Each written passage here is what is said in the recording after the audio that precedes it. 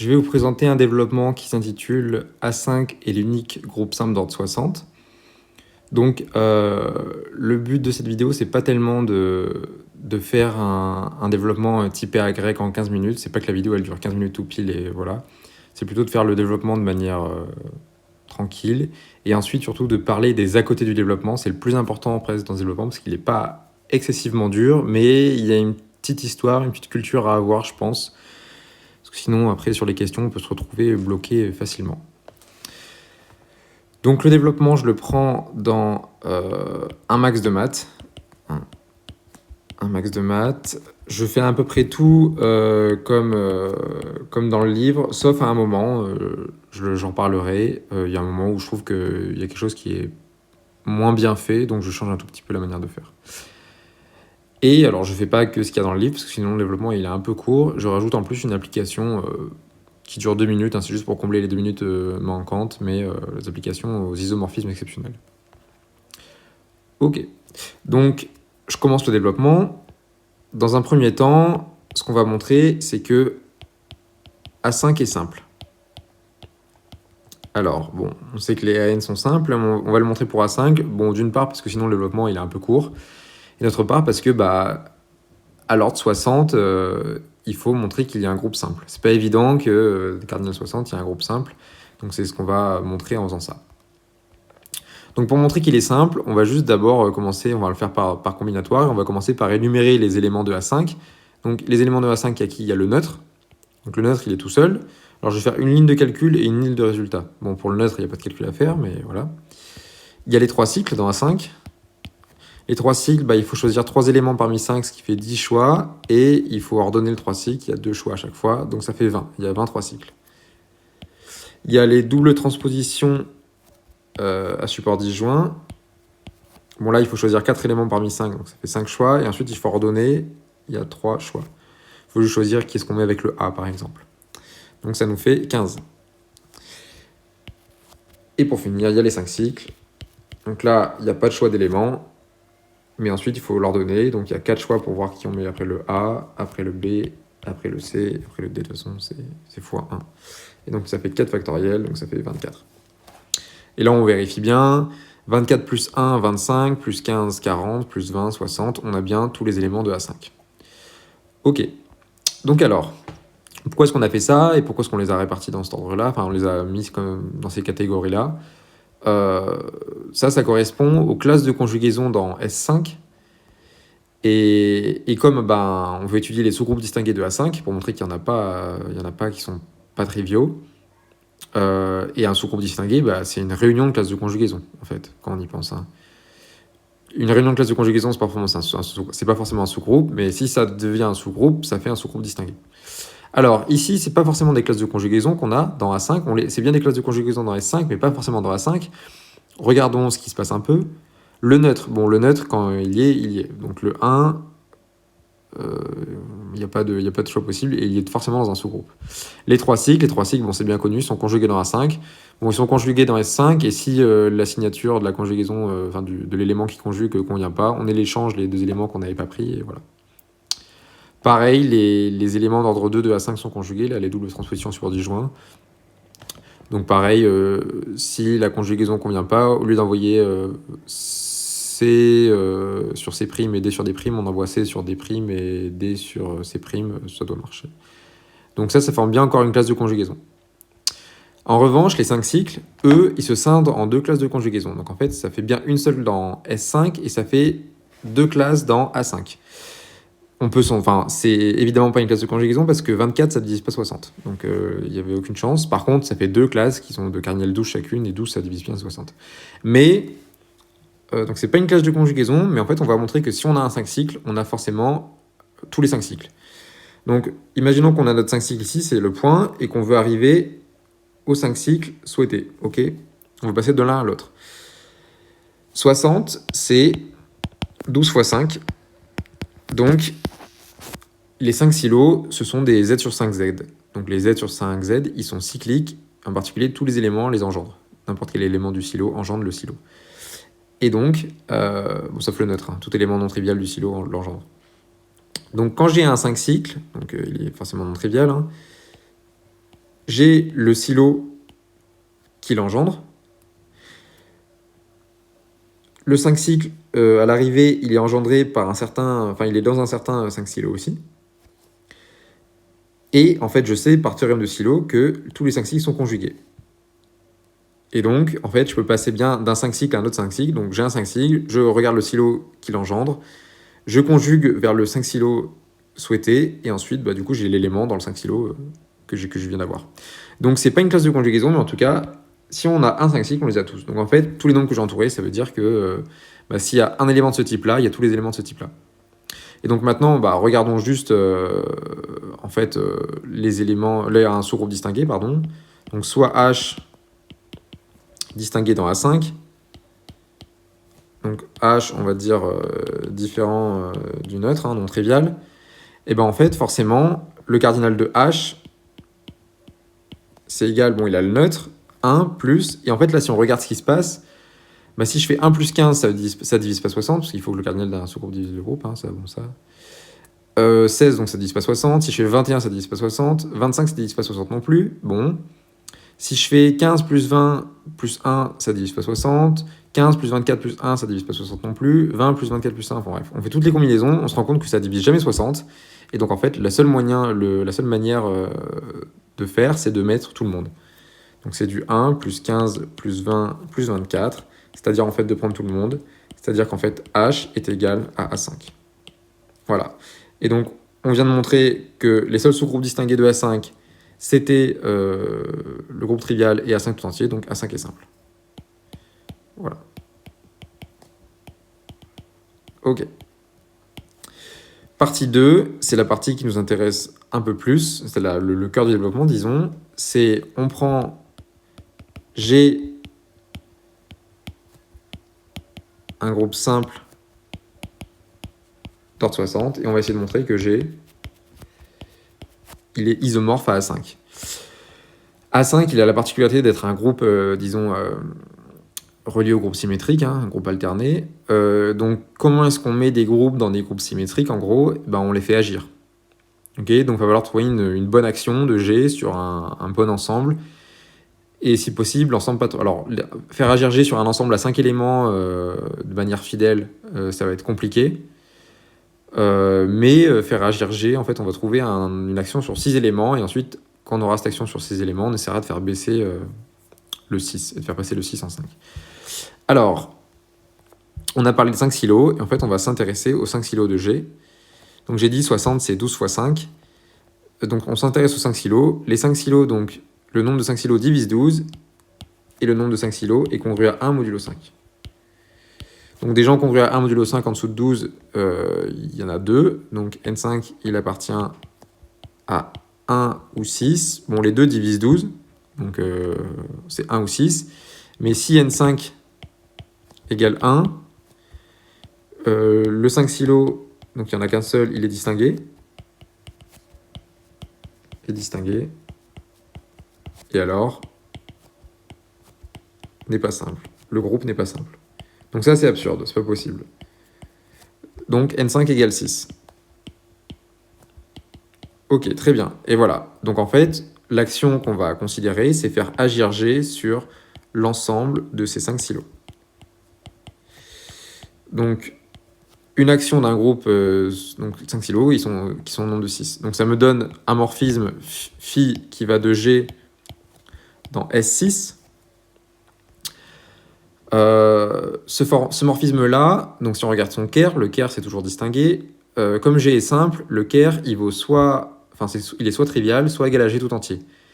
Mais s'il est égal à G tout entier, ça veut dire que l'action est triviale, donc en fait G ne bouge aucun 5 silos, et ça c'est absurde, parce que l'action, on sait qu'elle est transitive par le théorème de Sylow. Les 5 silos sont conjugués entre eux. Ah oui, G il agit sur ces 5 silos par conjugaison, évidemment. Donc les 5 silos sont tous conjugués entre eux, donc l'action ne peut pas être triviale.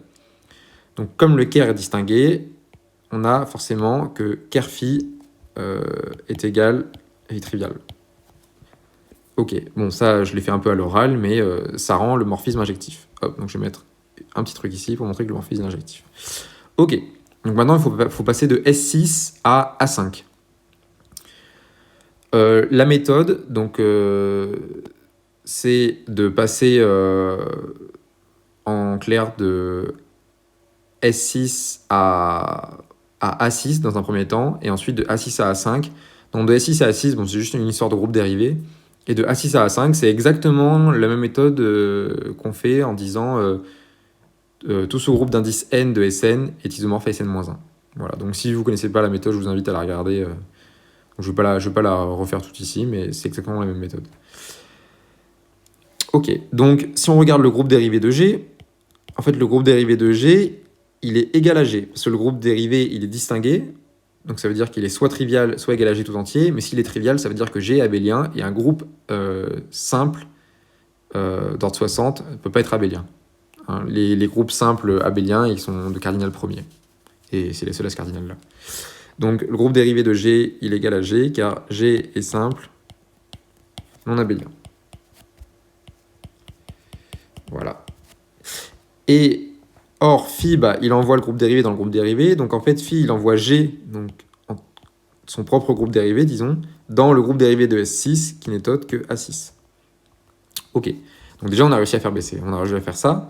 Donc maintenant, je vais considérer G. Je ne vais pas marquer phi de G pour dire G, c'est un sous-groupe de... Enfin, phi de G, c'est un sous-groupe de A6. Je vais considérer que G lui-même, je vais considérer G comme un sous-groupe de A6. Ok. Parce qu'on l'a injecté dedans, le morphisme était injectif, donc voilà. G, je le considère comme un sous-groupe de A6. Là, on fait la méthode donc, pour faire baisser, disons, d'un cran, enfin passer de 6 à 5. On a A6 qui agit sur A6 quotienté par G. Je rappelle juste vite fait pourquoi on fait ça. On fait ça parce qu'en fait, donc A6 agit sur A6 quotienté par G. Donc on considère au début A6 tout entier pour avoir des indications sur le morphisme d'action. Mais ensuite, on prendra G. Et qu'est-ce qui se passe quand on prend G? En fait, G, il stabilise la classe du neutre dans cet ensemble-là. Okay, l'action de G sur cet ensemble, sur la classe du neutre, est triviale. Okay, donc c'est à ça que ça sert. En fait, G va se voir comme un stabilisateur d'un élément de cet ensemble-là. Et c'est pour ça qu'on arrivera à faire baisser d'un degré. Donc A6 agit sur cet ensemble-là. Donc ça nous donne un morphisme psi qui va de A6 dans S6. Bon, là, on se dit on a perdu un peu. C'est là qu'un max de maths fait pas la même chose. Il fait des considérations sur le Caire et tout ça. Moi, je préfère en fait faire exactement comme on a fait avant, parce qu'il se trouve que cette action qu'on a considérée, elle est encore transitive. Hein, l'action sur le quotient modulo un sous-groupe est transitive. Donc ça, c'est vraiment évident à montrer, hein, mais c'est bien de ne pas bégayer là-dessus, quoi. Psi va de A6 dans S6, pardon. Comme l'action est transitive, bah, le morphisme, par les mêmes considérations qu'avant, est encore injectif, parce que A6, c'est encore un groupe simple, hein, simplicité des AN, et donc l'action ne peut pas être triviale. Et de même, en fait, psi, il n'arrive pas dans A6, il n'arrive pas dans S6 tout entier, il arrive dans le groupe dérivé de S6, qui n'est autre que A6. Hein, A6 c'est son propre groupe dérivé, parce que c'est un groupe simple non abélien, et il arrive dans le groupe dérivé de S6, qui n'est autre que A6. Donc là, on a un morphisme psi, enfin on a un isomorphisme entre de A6 qui on a l'impression de ne pas avoir gagné grand-chose. Mais en fait, psi, si on regarde, donc je vais noter psi tilt, c'est la restriction à G en gros. On injecte G dans A6, mais G, il se voit comme stabilisateur du neutre, du neutre de A6. G stabilise on va dire le 1, quoi. A6, il agit sur les 6 éléments. Le 1, en gros, c'est la classe de G dans ce quotient-là haut que j'ai considéré. G stabilise 1, et donc en fait, G, le morphisme psi tilt, il envoie G non pas dans A6, mais dans le stabilisateur d'un élément, c'est-à-dire dans un sous-groupe isomorphe à A5. Parce que c'est un sous-groupe, donc il agit sur 5 éléments, donc c'est dans S5, mais en plus les permutations, les permutations sont de signature paire, donc c'est A5. Et donc là, on a un morphisme injectif de G dans A5, mais les deux sont de cardinal 60. Donc G est isomorphe à A5. Donc par égalité des cardinaux.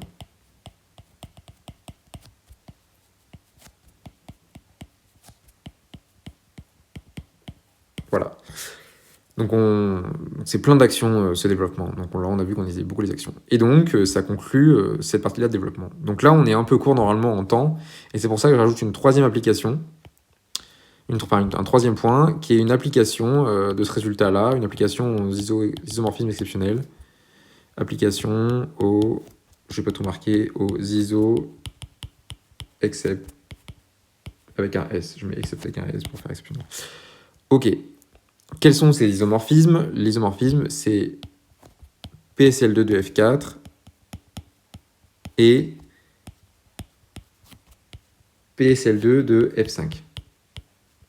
Alors, en fait, ce sont des groupes simples, ça, parce qu'on a un théorème qui nous dit que les PSLN de K sont simples, sauf pour deux cas particuliers, mais qui ne sont pas ce qu'on considère ici. Et donc, il suffit juste de montrer que ces groupes-là sont de cardinal 60, et par qu'on vient de démontrer avant, on aura l'isomorphisme souhaité. Ok. Normalement, la chose classique à faire pour ces groupes-là, c'est de considérer l'action fidèle des PSL sur les droites vectorielles, et en fait, pareil, on les met dans S6, je crois que pour PSL de F5, on les met dans S6, et ensuite, on fait baisser, parce qu'on a un sous-groupe d'indice N dans Sn, un truc comme ça. Mais là, en fait, on va le faire beaucoup plus simplement, juste en calculant le cardinal. Donc le cardinal de PSL2 de F4, c'est quoi? C'est le cardinal de GL2 de F4, donc qui est 4 au carré moins 1 fois 4 au carré moins 4. Donc ça, c'est le nombre de bases de F4 au carré.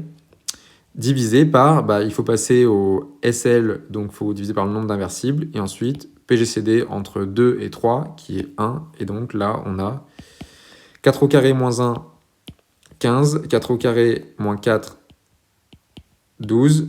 Divisé par 3 fois 1, ça fait 15 divisé par 3, 5 fois 12, 60.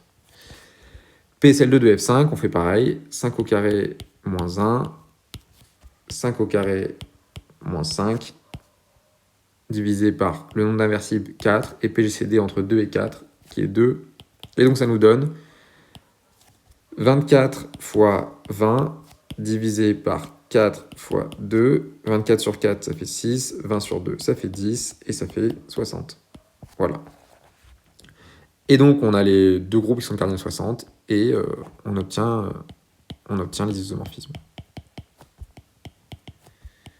Les isomorphismes. Ok. Je fais juste une toute petite remarque là-dessus, parce que donc des fois ça peut surprendre un peu la première fois qu'on voit ça, ou pas d'ailleurs, je sais pas, mais F4 c'est un corps qui est plus petit que F5, et pourtant leurs PSL2 sont isomorphes. Et en fait on voit un peu d'où ça vient ici, là. En fait on voit que SL2 de F4 est plus petit que SL2 de F5, ou PGL2 de F4 est plus petit que PGL2 de F5, c'est comme vous voulez, enfin, le cardinal de SL et de PGL c'est les mêmes de toute façon. Bon, SL2 de F4 est plus petit que SL2 de F5, parce que ça veut dire qu'on compterait que ça, si on veut. Mais en fait, on voit que quand on passe au projectif, passer au projectif pour SL2 de F4, ça ne change rien, on divise par 1, alors que passer au projectif pour SL2 de F5, ça ne change rien. Ça change, quelque chose, on divise par 2.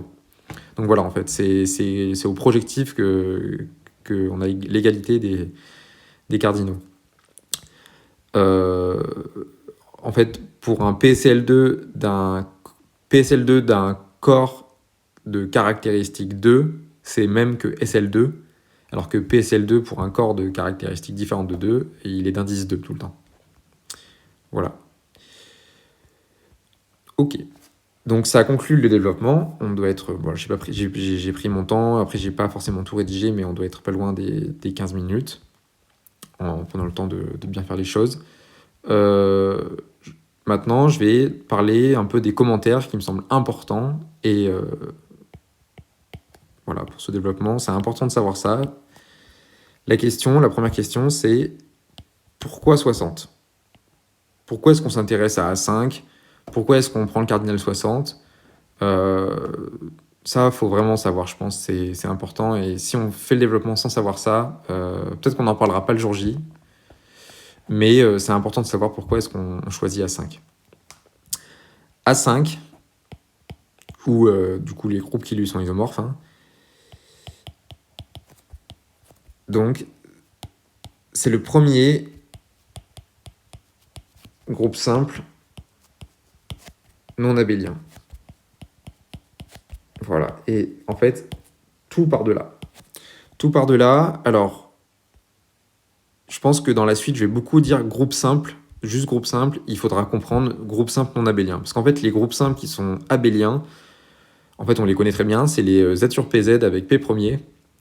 Parce qu'il y a un groupe de cardinal premier, il n'y en a qu'un seul à isomorphisme près. Il est simple et il est abélien. Mais il est simple un peu pour une mauvaise raison. C'est juste qu'en fait, il n'a pas de sous-groupes non triviaux. Et donc c'est super pour faire des corps, hein, un truc comme ça. Mais en tout cas, pour au niveau de la théorie des groupes, c'est pas, disons, les plus intéressants.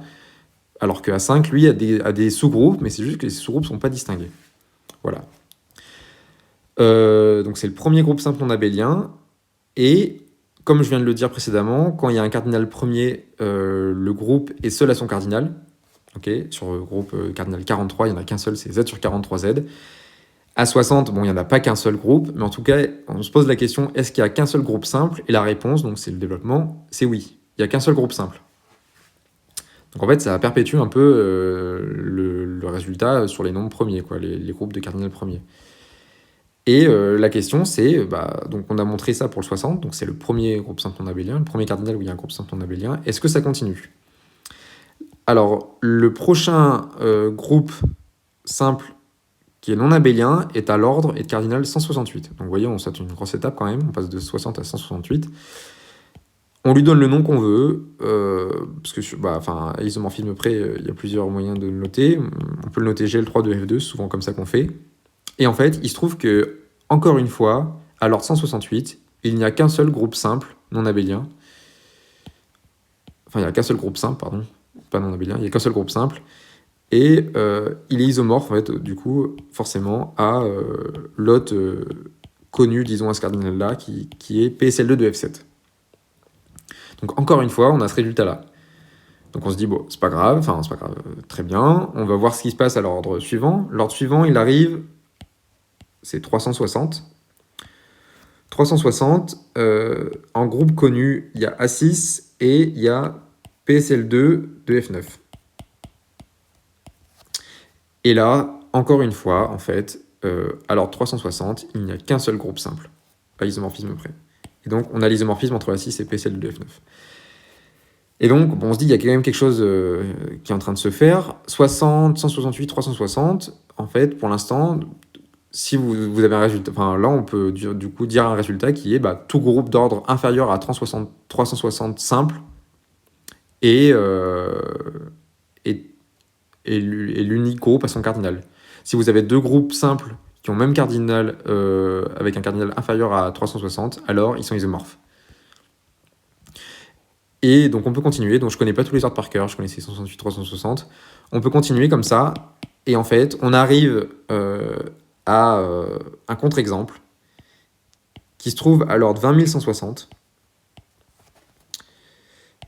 avec les groupes. Donc les groupes, c'est GL4 de F2 et PSL3 de F4. J'espère ne pas me tromper, mais normalement ça doit être ça, si je me souviens bien. Qui sont deux groupes simples non isomorphes.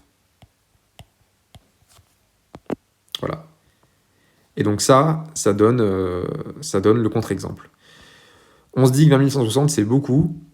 En fait, vous voyez, on saute beaucoup. On passe 60, 168, 360. En fait, on augmente beaucoup à chaque fois les cardinaux. Et en fait, 20160, ça arrive en 11e position, si on regarde la classification des groupes simples non abéliens dans l'ordre. Et donc, cette démonstration-là, c'est une démonstration en fait qui est une démonstration d'algèbre linéaire, et c'est un autre de mes développements. C'est pour ça que c'est une histoire qui se raconte et donc qui a un lien avec d'autres développements. On peut agencer comme ça plusieurs développements entre eux. Donc ça, c'est un autre de mes développements, 20160. Une petite remarque sur pourquoi est-ce que GL3 de F2 et GL4 de F2 sont simples. C'est parce que quand on est à F2, si vous regardez, PGL3 de F2 et PSL3 de F2, en fait, ce sont les mêmes. Voilà, donc en fait, GL3 de F2, on le note comme ça, mais on aurait pu aussi noter PSL3 de F2. Ok, donc ça, c'est une histoire que je voulais raconter par rapport à ce développement-là. Une autre chose qui est importante, si vous regardez à chaque fois là, à l'ordre 60 Donc il y a A5, mais il y a aussi PSL2 de F5 ou de F4. 168, il y a PSL2 de F7 ou PSL3 de F2. 360, il y a PSL2 de F9. 20160, il y a PSL3 de F4. En fait, on remarque qu'à chaque cardinal simple, il y a un PSL qui se balade. Et donc, ça montre l'importance du théorème. Donc, c'est un théorème qui est parfois un peu dénigré ou qui fait un peu peur, les PSL aux agrégatifs. Mais on voit l'importance du théorème. Allez regarder, je conseille vraiment d'aller regarder le tableau des premiers groupes simples non abéliens dans le Felix Humer théorie des groupes. Donc peut-être qu'il y en a d'autres qui le font, mais moi je le vois là-dedans. Il y a un PSL, si vous regardez, il y a un PSL à presque chaque ordre de groupes simples non abéliens, jusqu'à 20160 en tout cas. Il y en a presque à chaque fois, sauf 3 fois, il me semble. Il y a juste A7 qui est tout seul. Il y a un PSU, donc c'est un groupe projectif spécial unitaire. Et il y a M11. M11, donc qui est de cardinal 7920, si je me souviens bien. Et M11, donc c'est un groupe de Mathieu, donc c'est le premier groupe sporadique dans la classification. Voilà, donc appréciez ce moment quand même, c'est votre premier groupe sporadique dans l'ordre. Et lui, pour le coup, il est tout seul. Enfin, heureusement, du coup, sinon il ne serait pas sporadique, s'il avait un PSL à son cardinal. Voilà. Donc, il y avait ce que je voulais raconter là-dessus. Je voulais raconter aussi une petite histoire, enfin pas une petite histoire, pardon. En gros, j'ai fini le gros, et maintenant je vais raconter des choses un peu plus techniques. La question c'est comment 60 ? Donc j'ai affirmé que le premier groupe simple en abélien était à l'ordre 60, que le deuxième était à 168, jusqu'à 360. Je vais pas expliquer tout ça, mais je vais expliquer en tout cas un peu comment est-ce qu'on montre que jusqu'à 60, il n'y a pas de groupe simple non abélien. Il y a plusieurs manières de le faire. Parce qu'on peut vous demander, je pense, ce genre de choses. Il y a plusieurs manières de le faire. Enfin, on peut pas vous demander, mais on peut vous demander comment est-ce que vous avez une idée de comment on démontre que 60 c'est le premier. Moi, j'ai choisi une manière ni trop dure, ni trop simple, un peu intermédiaire, mais qui est très efficace, qui découle du théorème de Burnside. Théorème de Burnside. Alors, un des théorèmes de Burnside, parce que il en a une flopée à son nom, mais qui dit qu'un groupe d'ordre P puissance alpha, Q puissance bêta est résoluble. Alors je marque pas les résoluble. Je marque pas les P et les Q, donc P et Q c'est des nombres premiers et alpha bêta sont des puissances, donc c'est des nombres naturels, quoi. Des entiers naturels. Pourquoi est-ce que ça permet de faire des choses ? Bon, peut-être qu'il y en a qui ont déjà compris. Résoluble, être résoluble, si on n'est pas abélien, forcément, on n'est pas simple.